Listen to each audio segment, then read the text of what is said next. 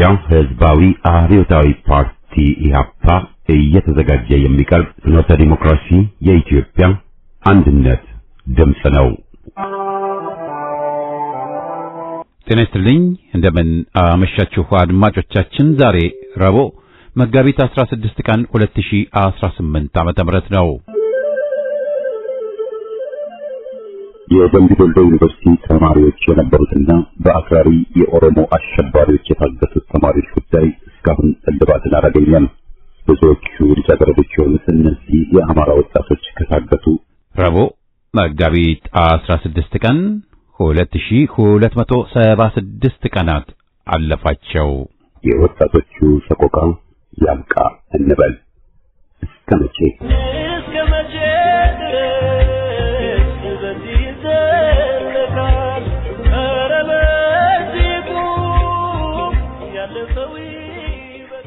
በየሳምንቱ ረቡዕ የምናቀርበው ከፋኖች አንደበት ፕሮግራማችንን እናሰማለን። በዛሬ ዝግጅታችን የኢትዮጵያ ክርስትናና እስልምና የነበሯቸው የአብሮነት እሴቶች በሚል ርዕስ ባለፈው ሳምንት ጀምረነው የነበረውን ትንተና የመጨረሻውን ክፍል እናሰማለን። በዚህም የዝግጅታችን ፍጻሜ ይሆናል። በቅድሚያ ግን ዜና ፋኖ አፋብን ቴዎድሮስ እዝ በመራዊና አዴት ከተማ እርምጃ ወሰደ። የ102ኛ ኮር በ11ኛ ክፍለ ጦር ቀጠና መራዊ ከተማና አዴት ከተማ ውስጥ ዘልቆ በመግባት ህዝብን ሲያስቸግሩ የነበሩ ባንዳዎች ላይ እርምጃ ወስደዋል። የኮሩ አዳኞች ሜጫ መራዊ መሃል ከተማ ዘልቆ በመግባት ወንዶሰን መልካሙን ጨምሮ 5 ባንዳ ሚሊሻዎችን ደምስሰዋል። በተመሳሳይ የልመና ዴንሳ ወረዳ ሰላምና ደህንነት የነበረና የአሁን መንገድ ትራንስፖርት ተሿሚ መልካሙ የሚባልን አንድ ባንዳ 5 ከወዲያኛው ተደምስሷል። የስርዓቱ አገልጋይ ሚሊሻ 2 ንጹሃን አርሶ አደሮችን ደግሞ ከቤት በማስወጣት ተረሽኗል። ሁሉም በተግባር መዋጋት ያልቻለው የስርዓቱ ሎሌዎች የ64ኛ ክፍለ ጦር መጋቢት 15 በእነማይ ወረዳ የረዝ ሀገረ ህይወት ቀበሌ ጥቁር አስፋልት ላይ በመውሰድ የደረሰ ጥቃት ጉዳት የደረሰበት ያገዛዙ ወዳደር መንገድ መሪ ሚሊሻ ንጹሃንን በግፍ ረሽኗል። የደቡብ አማራ ቀጠና አሳምነው ከሰም 2ኛ ነባር ክፍለ ጦር አዲስ የፋኖ ሰራዊት አባላትን በደማቅ ሁኔታ አስመረቀ። 2ኛ ኮር ነባር ክፍለ ጦር ከ2 ወር በላይ ያሰለጠናቸውን ከፍተኛ ቁጥር ያለው የፋኖ ሰራዊት አባላትን ማስመረቁን አስታውቋል። ተመራቂ የፋኖ ሰራዊት አባላት የክፍለ ጦር ከፍተኛ አመራሮች በተገኙበት ወደ ነበሩ የክፍለ ጦር አሃድ ከዛሬ ጀምሮ በይፋ መቀላቀላቸው ታውቋል። የክፍለ ጦር ከፍተኛ አመራሮች በዚህ ዝግጅት ላይ በመታደም የእንኳን አደረሳችሁ መልእክትና ትግሉን በተመለከተ የተለያዩ መልእክቶችን አስተላልፈዋል። ለቆምለት ዓላማ መርህን ተከትለን ህዝባችንን በአግባቡ ይዘን በአንድነት ጠላቶቻችንን ለአንዴና ለመጨረሻ ጊዜ ማስወገድ አለብን። እኛ የአማራ ልጆች ለያዝነው ዓላማ በጽናት ቆመን ሳንፍረከረክ በአንድነት ጠላታችንን እንታገላለን ሲሉም መልእክት አስተላልፈዋል። ይህ ስልጠና ብቻ ሳይሆን ከልብ የያዛችሁትን ዕውቀት ኃይል ለተጨቆነው ለአማራ ህዝብ ይህን የሰለጠናችሁትና የደከማችሁበትን ፍሬ አፍርቶ እንደምናይ አንጠራጠርም ያሉት መልእክት አስተላላፊዎቹ እኛ የወጣነው ተበድልን ተገፍተን ነው ወደ ጫካ የገባን። የአማራ ህዝብ እንደ ሰው እንደ ብሔር የሚታይበት ጊዜ ላይ ስላልሆነ ያለን አማራጭ እናንተን የመሰለ የአማራ ህዝብ እንቁ ልጆችን ይዘን ይህን አውሬ ስርዓት ነቅሎ መጣል ብቻ ነው መፍትሄው በማለት በቆይታቸው ተናግረዋል። በመጨረሻም የማጠቃለያ ንግግርና የቃል ኪዳን ዝግጅትን ያካሄዱት ደግሞ ከሰም 2ኛ ክፍለ ጦር የህዝብ ግንኙነት መምሪያ ኃላፊ ሲሆን ዛሬ የእናንተ መመረቅ የአማራ ህዝብ ላይ እየደረሰ ያለው ግፍ በደል እንዴት አድርገን መመከት ላይ አበክረን መስራት ትኩረት ማድረግ እንዳለብን ዋነኛ ጉዳይ ነው። በህዝቡ ላይ እየተፈጸመ ያለውን የዘር ማጥፋት ጭፍጨፋን ለመከላከል ተፈጥሯዊ መብትን ተጠቅሞ የተደራጀው የአማራ ፋኖ በወለጋ እዝ ባደረገው ተጋድሎ በርካታ ድሎችን አስመዘገበ። የአገዛዙን ወታደሮች በመደምሰስ አንድ ዲሽቃ መሳሪያን ጨምሮ 5 ብሬንም ለቡድኑ ገቢ አድርገዋል። የአማራ ፋኖ በወለጋ እዝ በምስራቅ ወለጋ ዞን በአንገር ጉቴ ከተማ አሌ ቀበሌ ላይ ትላንት ከንጋት ጀምሮ እስከ ምሽት ባደረገው ተጋድሎ የጥላት ኃይልን በመደምሰስና ከቡድን መሳሪያ ጀምሮ በርካታ ክላሽንኮቭ እንዲሁም ከ20 በላይ የብልጽግና መከላከያ ሰራዊት አባላትን በመማረክ የእዙ ህዝብ ግንኙነት መምሪያ አስታውቋል። ከእዙ ስር ከሚገኙ ሬጅመንቶች የተውጣጡ የፋኖ ኃይሎች በጋራ በመሆን ትላንት ከንጋት ጀምሮ እስከ ምሽት በወሰዱት የጨበጣ እርምጃ ነው የጥላት ኃይል ሙሉ በሙሉ የፈራረሰው። በህዝቡ ላይ እየተፈጸመ ያለውን ግልጽ ጭፍጨፋና ወረራን ለመከላከል ተፈጥሯዊ መብቱን ተጠቅሞ የተደራጀው የአማራ ፋኖ በወለጋ ባካሄደው በዚህ ተጋድሎ 1 ዲሽቃ፣ 3 ብሬን፣ 2 ስናይፐር እና የቡድን መሳሪያዎችን ማርኮ ታጥቋል። በርካታ ክላሽንኮቭ መሳሪያ፣ 654 የብሬን ተተኳሽ፣ 304 የዲሽቃ ተተኳሽ፣ 27 የእጅ ቦምብ፣ 1 መገናኛ ሬዲዮ፣ 39 የጥይት ካዝና፣ 18 የወገብ የደረት ትጥቅ እንዲሁም ሌሎች ወታደራዊ ቁሳቁሶችን ማርኮ መታጠቁን የአማራ ፋኖ በወለጋ በህዝብ ግንኙነት መምሪያው በኩል ለፍኖተ ዲሞክራሲ በላከው መረጃ አስታውቋል። የአገዛዙ ኃይል በዚሁ በምስራቅ ወለጋ ዞን ሲቡ ስሬ ወረዳ ትላንት አመሻሽ ላይ በሞርተር የታገዘ ጥቃት ከፍቶ የነበረ ሲሆን ከወደ ፋኖ በተሰነዘረበት የመልሶ ማጥቃት እርምጃ ከባድ የሆነ ሰብአዊ ቁሳዊ ኪሳራ ደርሶበታል። በወለጋ የሚገኘው አማራ ካለፉት በርካታ ዓመታት ጀምሮ እየተፈጸመባቸው ያለውን የዘር ማጥፋት ጭፍጨፋን ለማስቆም ራሱን የመከላከል ተፈጥሯዊ መብቱን በመጠቀም የየትኛውን ብሔር ጥቅምና መብት ባከበረ መልኩ ተደራጅቶ የሚወስደው የጸረ ማጥቃት እርምጃም ተጠናክሮ ቀጥሏል። በወለጋ የሚንቀሳቀሱት የአማራ ፋኖ በወለጋ እዝና ቢዛሞ እዝ በቅርቡ ወጥ የሆነ አደረጃጀት ፈጥረው በአማራ ፋኖ ብሔራዊ ንቅናቄ ስር እንደሚታቀፉም ተነግሯል። የአማራ ተወላጅ የሆኑ ወታደራዊ አዛዦች በህቡ በተደራጀ ቡድን ተገደሉ። በኦሮሞ አካባቢ ከተሰማሩ ያገዛዙ ወታደራዊ ኃይል መካከል በማዕከላዊ እዝ የአማራ ተወላጅ የሆኑ 10 የሬጅመንት አዛዦች፣ 3 ምክትል የሬጅመንት አዛዦች፣ 5 የሻምበል አዛዦች ሲገደሉ ገዳዩ ቡድን በህቡ የተደራጀ በዛው በእዙ ውስጥ የሚገኝና በእዙ አዛዦች የሚመራ ነው ብለዋል። በሌተናል ጄኔራል ዘውዱ በላይ የሚመራው ማዕከላዊ እዝ በኦሮሞ ተወላጅ የተለያዩ አካባቢዎች ተሰማርቶ ይገኛል። እዙ በክልሉ ስምሪት ከተሰጠው ቀን ጀምሮ በሚካሄዱ ውጊያዎች በርካታ ወታደሮች ያለቁበት ሲሆን በርካቶችን ደግሞ የኦነግ ኦህዴድ ቡድን አስገድዶ ወስዷል። ከማዕከላዊ እዝ በተለያዩ ማዘያዎች ነቀምቴ፣ ኩምሳ፣ ሞሮዶ ቤተ መንግስት ውስጥ ያደረገው በሜጀር ጄኔራል አማራ ባህታ የሚመራው ምዕራብ እዝም የሚገኝ ሲሆን ከእዙ 1/3 የሆነው ኃይል ከነሙሉ ትጥቁ ከርቶ ወደ ኦሮሚያ ልዩ ኃይል መቀላቀሉን ከወታደራዊ ምንጮች ለማረጋገጥ ተችሏል። ማዕከላዊ እዝ ዋና አዛዥ ሌተናል ጄኔራል ዘውዱ በላይ ከሁሉም የእዙ ክፍሎች ከተውጣጡ ታክቲካል ኦፕሬሽን አመራሮች ጋር የእዙን ግዳጅ አፈጻጸም በተመለከተ ከየካቲት መጨረሻዎቹና መጋቢት መጀመሪያዎቹ ቀናት ጀምሮ ባሉት 10 ተከታታይ ቀናት ግምገማ ማድረጋቸውን ታውቋል።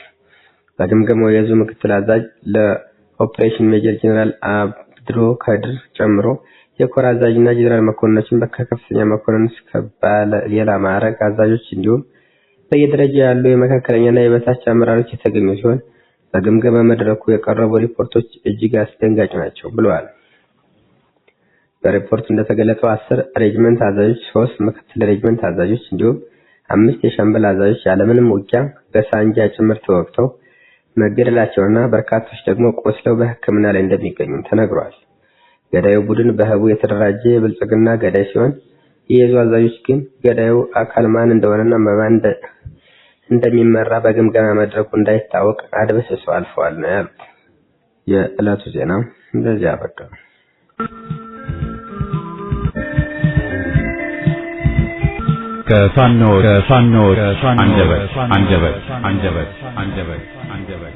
ከፋኖች አንደበት ዘወትር ረቡዕ ከፋኖች የሚደርሱንን መልእክቶች፣ ታሪኮች፣ ገጠመኞች፣ ቅስቀሳዎችና ቃለ ምልልሶች የምናቀርብበት ፕሮግራም ነው። ይህ ፕሮግራም ከፋኖች የሚደርሱንን መልእክቶች የምናስተላልፍበት መድረክ ሲሆን የጽሑፉ ባለቤቶች ተሳታፊዎቹና ጽሑፍ አቅራቢዎቹ ናቸው። ፍኖተ ዲሞክራሲ የኢትዮጵያ አንድነት ድምፅ ምንጊዜም ቢሆን ለእኩልነት፣ ለዲሞክራሲ፣ ለፍትህና ለነጻነት ብለው ከሚታገሉ ኢትዮጵያውያን ጋር ሁሉ አብሮ ይቆማል። የፖለቲካ ደናቁርት ስልጣን ከያዙ ጊዜ ጀምሮ የአገዛዝ ዘመናቸውን ለማቆየት ህዝብን በመጀመሪያ በብሔሩ ሲዘቅጡ ደግሞ እስከ ጎሳና ቀዬ ድረስ እየወረዱ መከፋፈልን ተግባራዊ ለማድረግ ሳይታክቱ ሰርተዋል።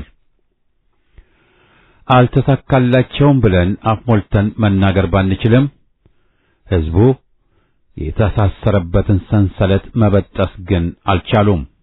ለዚህ ነው ከዚህ ቀደምም በወያኔ ተሞክሮ የከሸፈውን የሃይማኖት ካርድ የመዘዙት። በደመነፍስ የተሰባሰቡ ዘረኞች እያጓሩ በመሯሯጥ ላይ ናቸው። በእርግጥም በመቶዎች ለሚቆጠሩ ዓመታት ተከባብረው አብረው የኖሩት የኢትዮጵያ ኦርቶዶክሶችና የኢትዮጵያ ሙስሊሞች አሁንም የተሸረበባቸውን ሴራ በቀላሉ ያከሽፉታል።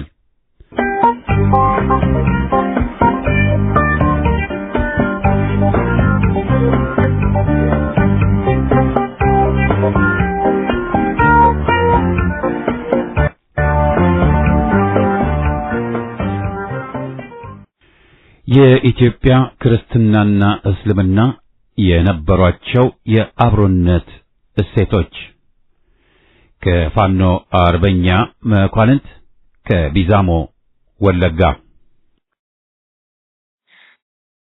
አክራሪ ሙስሊሞች ጋር ለመኖር ስንል ከቅዱሳን መጻሕፍት ላይ ልንፍቅ አንችልም። መጽሐፍ ቅዱስ ብቻም ሳይሆን እንደ ቅዳሴ ማርያም ባሉት መጻሕፍት ላይ ቢሆን እግዚአብሔር አንድ ገጽ አንድ አካል የሚሉ እስማኤላውያን እነሆ እንሰማቸዋለን ልቦናቸውንም ያሳወሩ ናቸው የሚለው ቃል አለ። የዚህ አውዳዊ ፍቺ በክርስትና እምነት የሚያምኑ የእግዚአብሔርን አንድነት እንጂ ሶስትነት የማይቀበሉትን ሁሉ የሚያጠቃልል ነው።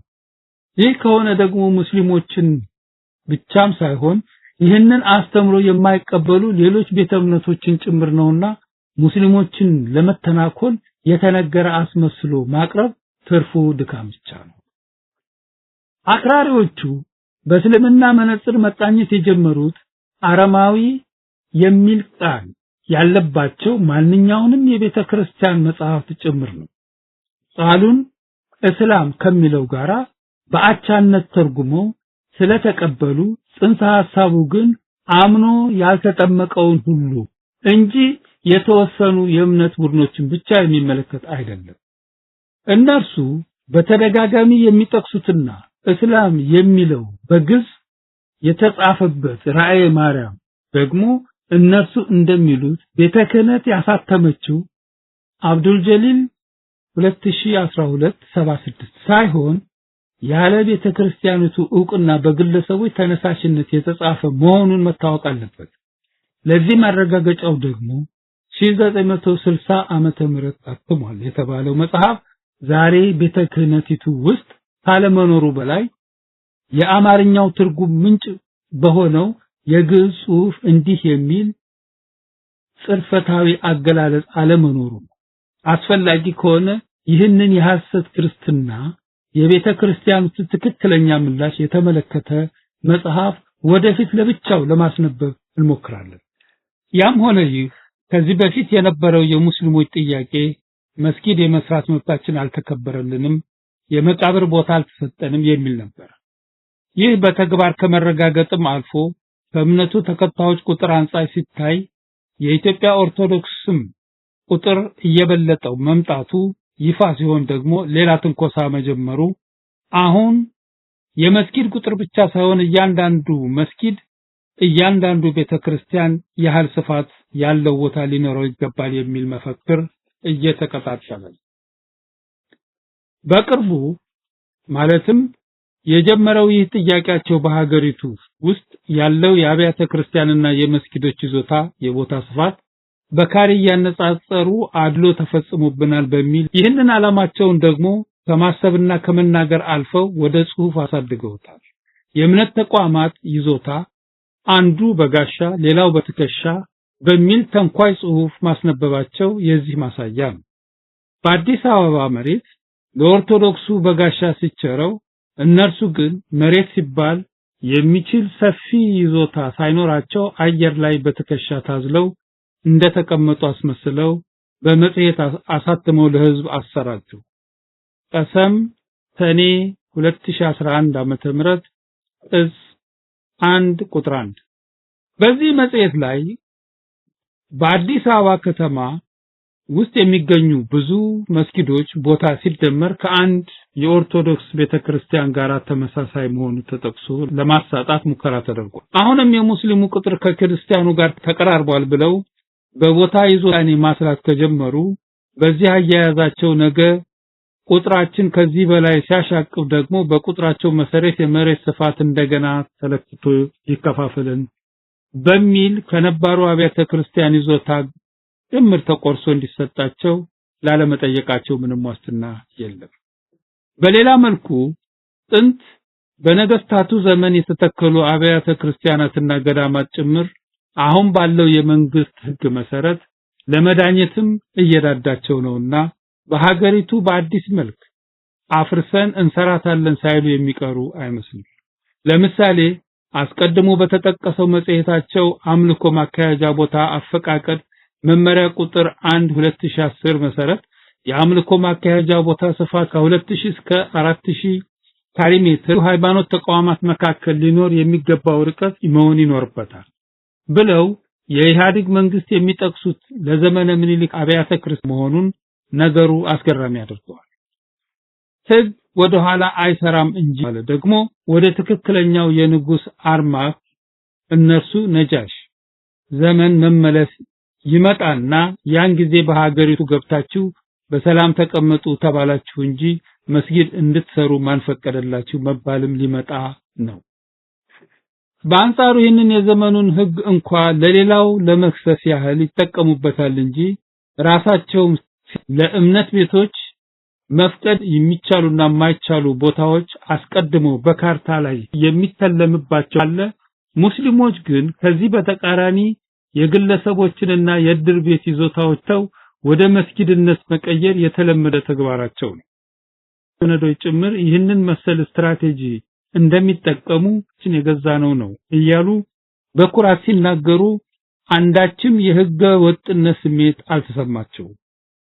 እንደ አቡ ሱመያ ያሉ ሙስሊሞች የመስጂድ ታሪክ በአዲስ አበባ መጽሐፍ ጸሐፊ አብዛኛዎቹ መስጊዶች የግለሰብ ቤቶችና ይዞታዎች ስጦታ የህብረት ተከራይተው የሚሰግዱባቸውና በለጋስ ግለሰቦች እርዳታ ላይ የተንጠለጠሉ ናቸው እያሉ ሲጽፉ መንግስት ህጋዊ ቦታ ስላልሰጠን የራሳችንን በማለት መንግስትን ለመክሰስ ነበር።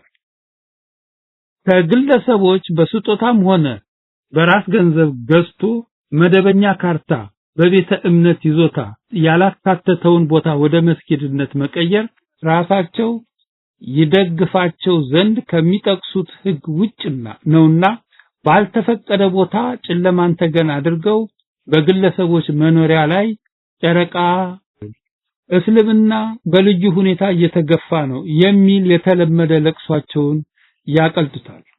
ዜጎችም ዳራ ድረስ በዚህ መወዛገባቸው ይቀጥላል። መከለስ የሚደረጉ ጥረቶች ከቅርብ ጊዜ ወዲህ ከአክራሪ ሙስሊሞች ሰፈር የሚነገሩና የሚጻፉ መልእክቶችን የትናንት ታሪካዊ ሁነቶችን ግንዛቤዎችን በዛሬ ተጨባጭ መነጽር እንዲታዩና በዘመናችን ህጎችም እንዲዳኙ የሚጠይቅ የሀገሪቱ ታሪክ በአዲስ መልክ ተከልሶ እንዲጻፍ የሚገፋፉ ናቸው። በነገስታቱ ዘመን በነበሩ ክስተቶች ከብዙ ሺህ ዓመታት በኋላ በተፈለሰፈው ሚዛን ለመመዘን በዚያው አግባብ ለመፍረድ ይቃጣቸዋል።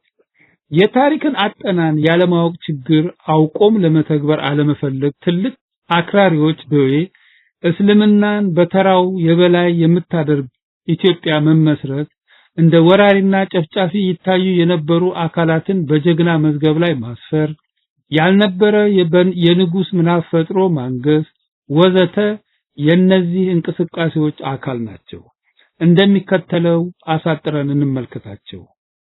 አዲሲቷን ኢትዮጵያ የመመስረት ዓላማ አሁን ብቅ ማለት በጀመሩት ኢትዮጵያን አክራሪ ሙስሊሞች የሚቀነቀኑ ሐሳቦች መካከል ሌላኛው ነጥብ ያሁኗ ኢትዮጵያ ከጥንቷ የተለየች የመሆኗ በእነርሱ አመለካከት የጥንቷ ኢትዮጵያ በተለይም ከአፄ ይኩኖ አምላክ በፊት የነበረችው ለእስልምናና ሙስሊሞች ያላት ቦታ ጥሩ የነበረ ሲሆን በዚህ ዘመን በእነርሱ አገላለጽ የሸዋ ስርወ መንግስት በኋላ ነገሮች ተገለባብጠው የአማራ ኦርቶዶክስ ምስረታና ክርስቲያናዊ ርዕዮተ ዓለም ብቻ ሲቀነቀኑ ቆይቷል ባይ ናቸው። አፄ ይኩኖ አምላክን እንደ መለያ መስመር ለመጠቀም የፈለጉበት አስቀድሞ የተገለጸው በኢትዮጵያ ክርስትና ዘንድ ትልቅ ቦታ ያላቸው ቅዱሳንና ቅዱስ አቡነ ተክለ ሃይማኖትን ለመተናኮል ስለፈለጉ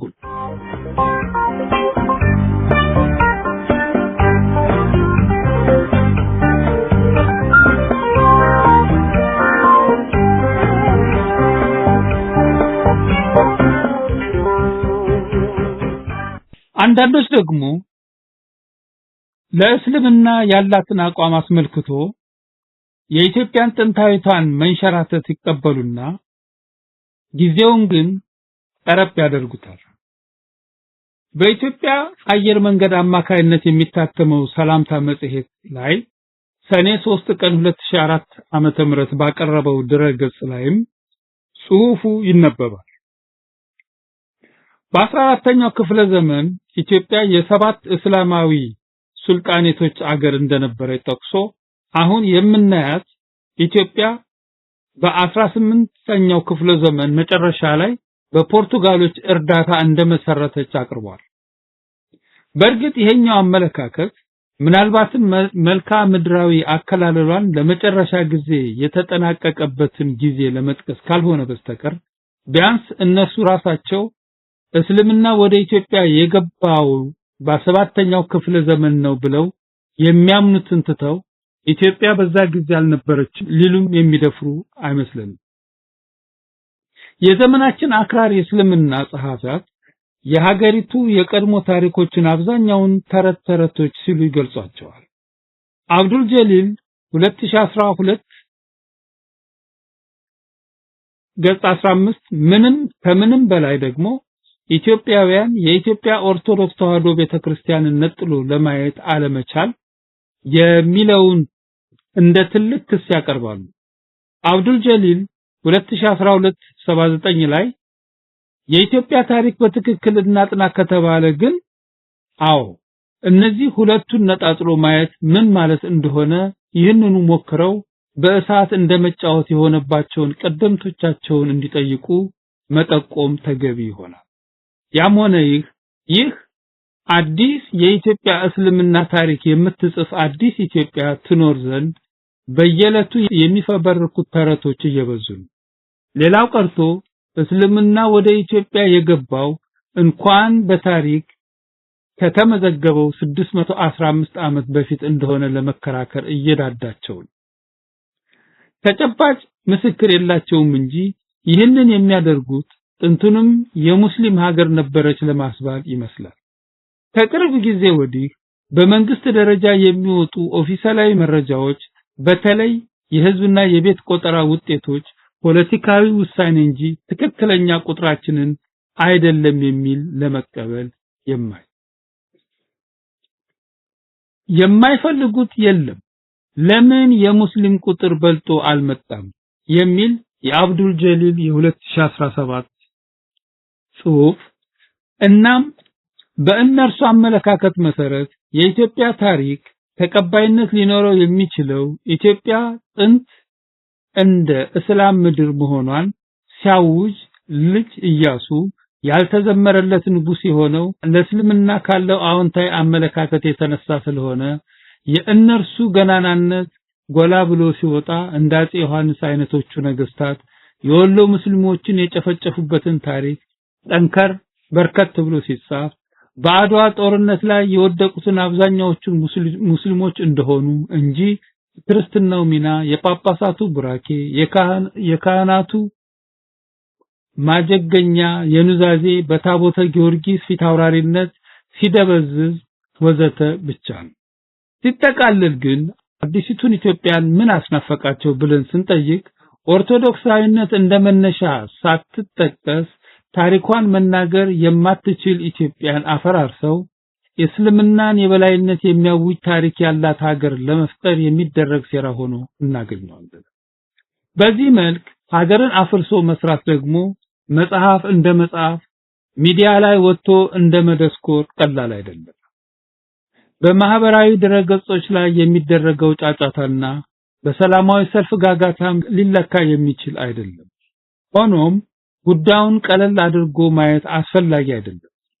የእነርሱም ስትራቴጂካዊ መፈክር እንደሚገልጸው የዛሬዎቹ ትግሉን በዚህ መልክ ከጀመሩት ነገ የሚወለዱት ልጆቻቸው ሊያሸንፉ የልጅ ልጆቻቸው ደግሞ የዓለም እስልምናን ሊወርሱ ይችላሉና ታሪካዊውን የኢትዮጵያን መከራ መናፈቅ ውዳሴ ግራኝ አህመድ ወደ ዘመነ መሳፍንት ከቅርብ ጊዜያት ወዲህ የግራኝ አህመድ ተግባራት ትክክል እንደሆኑ ይኸውም ታሪክ ዛሬም ለኢትዮጵያ እንደሚያስፈልጋት እንደ ወንጀለኛው እንደ ጽድቅ የማሞጋገስ አካሄዶችን እየተስተዋሉ ነው።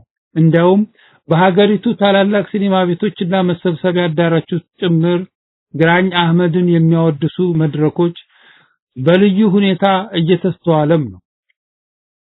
በ2011 ዓመተ ምህረት እንኳን ግራኝን የሚያወድስ የኪነ ጥበብ ዝግጅት በአዲስ አበባ ተዘጋጅቶ እንደነበር እናስታውሳለን። ከዚህም ባሻገር በተገኙት ሰልፎችና በጁማ ቀናት በተሰበሰቡ ቁጥር እኔም አህመድ ግራኝ ነኝ የሚል ነባር መፈክሮችን ይዘው የሚታዩ ወጣቶችንም ስናስተውል ወዴት እያመሩ ነው ያስብላል።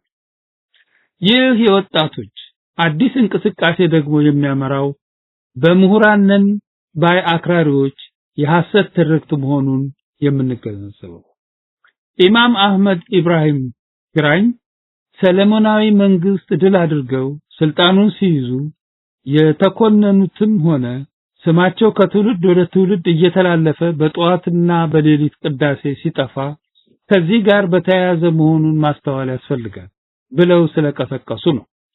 አብዱል ጀሊል 2012 ገጽ 109 ይሄው መጽሐፍ ግራኝ አህመድ እንደሌሎች የኢትዮጵያ ነገስታት አጼ መባል እንዳለበት ይሞግታሉ። በኢትዮጵያ ታሪክ ውስጥም ወራሪ ተብሎ መገለጹን ይቃወማሉ።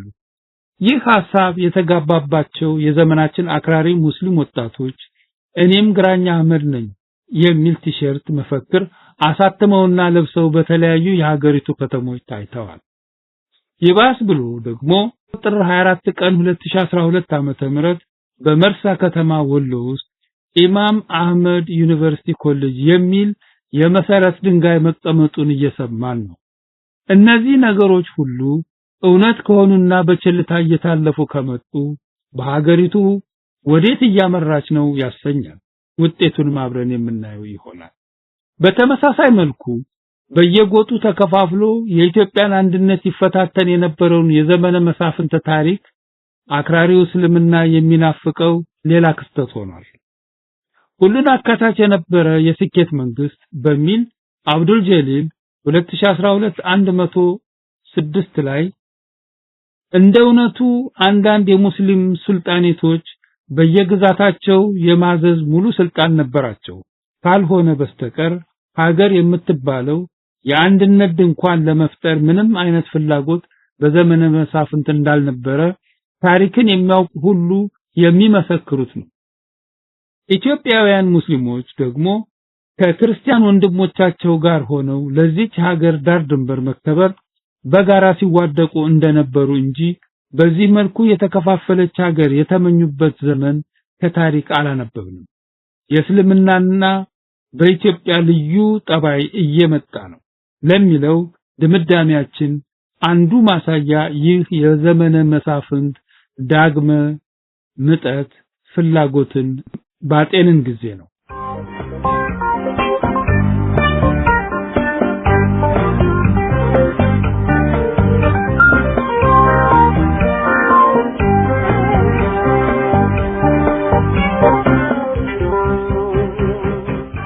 አልነጃሽ ምናባዊ የሙስሊም ንጉስ በኢትዮጵያ በአክራሪዎች እየተጠነጠነ ያለው አዲሱ የኢትዮጵያ ታሪክ በመጀመሪያዎቹ የሙስሊሞች ስደት ወቅት የተቀበሏቸው ንጉስ ሰልሟል የመጀመሪያው ሙስሊም ኢትዮጵያዊ ንጉስም ሆኗል የሚለው ስለሆነ ኢትዮጵያ የመጀመሪያዋ የእስልምና አገር ወደሚለው ታሪክ ያንደረድራል ማለት ነው። ለምሳሌ በቅርቡ ተምኔታዊ ደሴት በሚል በኢትዮጵያ ክርስትና ላይ ትችት የጻፈው አብዱል ጀሊል አሊ የመጀመሪያው ሙስሊም ንጉስ ሀገር መሆኗንም ምንም ጥርጥር የለውም በማለት ትርክቱን እንደወረደ ተቀብሎ አስተጋብቶታል። በኢትዮጵያ የነበረው የእስልምና ከጥንስሱ እስከ ድፍርሱ አፍረጥርጠው ያጠኑት ምሁራን ግን እንኳንስ ንጉሱ ሊሰልም ቀርቶ ወደ ኢትዮጵያ ሸሽተው ከመጡት የመጀመሪያዎቹ የነብዩ ተከታዮች መካከል በፍቃዳቸው ወደ ክርስትና የተመለሱ እንዳሉ ነው የጻፉት። ከእስልምና ወደ ክርስትና የተመለሱ የመጀመሪያዎቹ ሰዎች መሆናቸውን መስክረዋል። የአክራሪዎቹ ውሸት ደግሞ በትውልዱ ጆሮ እየገባ ታሪክ ወደ መሆን ሊሸጋገር ሲል ግን የኢትዮጵያ ኦርቶዶክስ ተዋሕዶ ቤተክርስቲያን በቅርቡ በቅዱስ ሲኖዶስ አማካይነት ሙከራው በተጨባጭ የሀገሪቱ ታሪክ ላይ ተመስርታ መጽሐፍትን በማስረጃነት ጠቅሳ በኢትዮጵያ የሰለመ ንጉስ የለም ነጃሽ የሚባል ንጉስም በኢትዮጵያ ታሪክ ውስጥ አልነበረም የሚል ቁርጥ ያለ መግለጫዋን አውጥታለች። ተረቱ ታሪክ የማስመሰል አካሄዳቸውን በጽሁፍ በንግግር ብቻም ሳይሆን በፊልሞች ጭምር እየተቀነባበረ ለዓለም ለማሳወቅ እየጣሩ ነው። ለዚህም ማሳያ የሚሆነው አንቶልድ ኢትዮጵያን አን ኢስላሚክ ጆርኒ በሚል አሜሪካዊ የተሰራ ጥናታዊ ዘገባ ነው። የፊልሙ ዋና ጭብጥ በኢትዮጵያ ታሪክ ውስጥ እስልምና ተገቢ ትኩረት አግኝቶ በበቂ ሁኔታ እንዳልተመዘገበ የሚያሳይ እንደሆነ ለማሳወቅ ይቻላል። በአጠቃላይ የኢትዮጵያ እስልምና አስቀድሞ ከተጠቆሙትና በአክራሪ ሙስሊሞች ከሚቀነቀኑት ነጥቦች የተነሳ ነባር እሴቶችን እየነጠቀ ክርስቲያኖች ወገኖችም በጋራ በሰላም ለመኖር እየተቸገሩ መምጣቱ እጅግ አሳሳቢ ነው። በኢትዮጵያ እየኖሩ በአረብ ጭንቅላት ማሰብ፣ ያልተለመዱ የጭካኔ ጥቃቶችን በገዛ ወገን ላይ መሰንዘር፣ ታሪክን እያጣመሙ መጻፍ መሰል ትንኮሳዎችን መፈጸም የአንድነቱን ገመድ የሚያላላ ነባሩንም የአብሮነት እሴት የሚያደበዝዝ ስለሆነ ሁሉም ቆም ብሎ ሊያስብበት እንደሚገባ መጠቆም እንወዳለን።